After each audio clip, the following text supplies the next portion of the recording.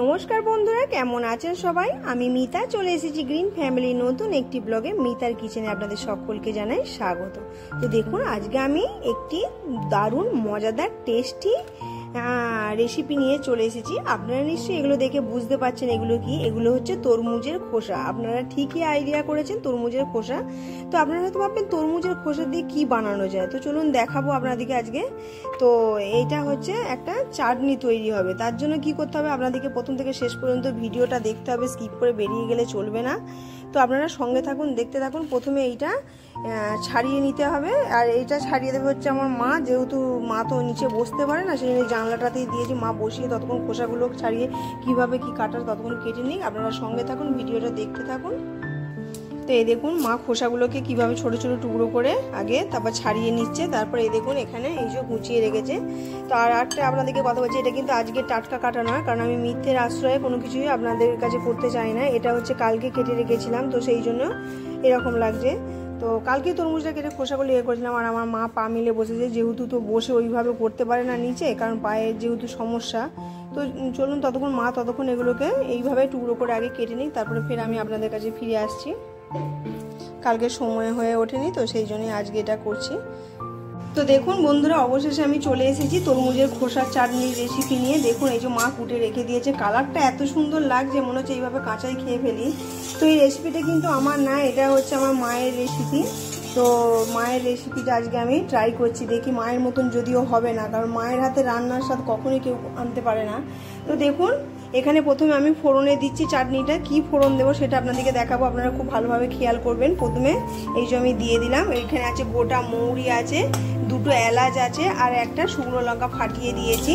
আর এখানে দেখুন, এখানে তো তরমুজের খোসাটা আমি ছাড়িয়ে রেখে দিয়েছি, আর এখানে যেটা রয়েছে তরমুজের ভেতরে যে লাল অংশটা, সেটা আমি মিক্সারে পেস্ট করে বানিয়ে রেখে দিয়েছি।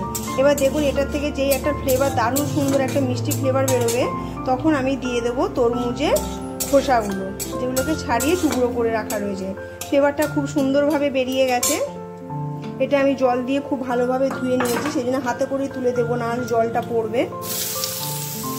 তো দেখুন খোসাগুলো, টুকরো করে রাখা খোসাগুলো দিয়েছি। এবার এইভাবে ভালো করে গ্যাসের ফ্লেমটা মিডিয়াম রেখে আমি কিছুক্ষণ নাড়াচাড়া করে একটুখানি ভেজে নেব। আর এর মধ্যে দেব আমি লবণ।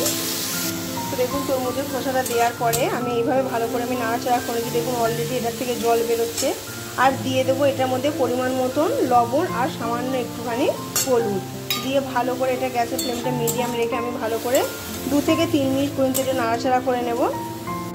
তো দেখুন এটা খুব ভালোভাবে নাড়াচাড়া করা হয়ে গেছে। এরপরে এর মধ্যে আমি দিয়ে দেবো, দেখুন অনেকটা নরম হয়ে গেছে, কিন্তু এগুলো একদম গলে যাবে না। এই যে দেখুন নরমও হয়ে গেছে অনেকটা।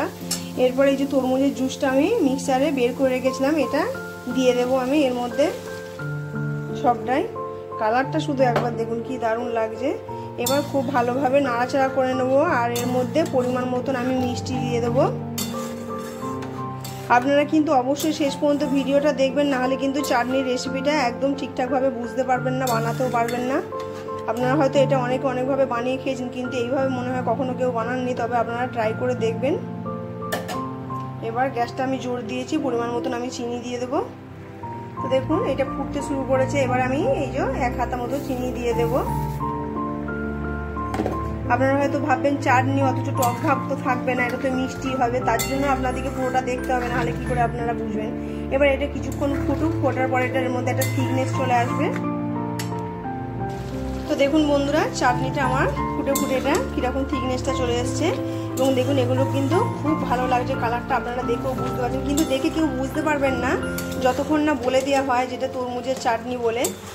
তো চলুন, আজকে আমার চাটনিটা তাহলে আমার রেডি হয়ে গেছে। এবার আমি গ্যাসটা বন্ধ করে দেব। এবার চাটনির পরিপূর্ণতা দেওয়ার জন্য গ্যাসটা বন্ধ করে দেওয়ার পর আমি দিয়ে দেবো একটু নর্মাল হোক।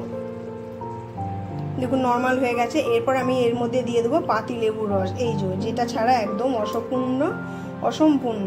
এবারে বেশ খানিকটা লেবুর রস দিয়ে দিতে হবে। যদি লেবুটা বড় হয় তাহলে কিন্তু 1টা কিংবা 1.5টা দিতে পারেন। আমার কাছে বড় লেবুই আছে, সেই জন্য আমি একটা গোটা লেবুর রস দেবো। তো এইভাবে লেবুর রসটা আগে ভালো করে আমি চিপে দেবো। দিয়ে আপনারা খেয়ে একটু টেস্ট করে দেখবেন যে এটা টক মিষ্টি কীরকম হয়েছে, একটু টক মিষ্টি হবে। তো দেখুন লেবুর রসটা সবটা দেওয়া গেছে। এবার ভালোভাবে আমি এইভাবে মিশিয়ে নেব। দেওয়ার পর একটি পাত্রের মধ্যে আমি ঢেলে সার্ভ করব টেবিলে।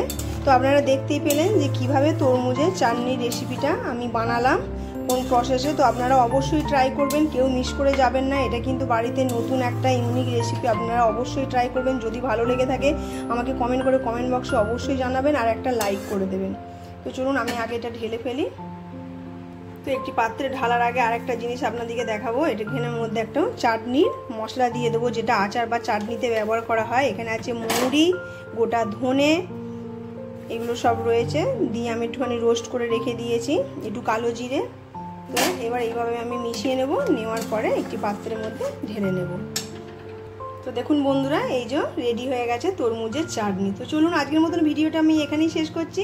আপনারা সবাই ভালো থাকবেন, সুস্থ থাকবেন, সাবধানে থাকবেন। আর আমার ভিডিও যদি ভালো লেগে থাকে, বারবার একই কথা বলছি, একটা লাইক দিয়ে দেখা শুরু করবেন, কমেন্ট করে আমাকে অবশ্যই জানাবেন। তো আজকের মতন টাটা।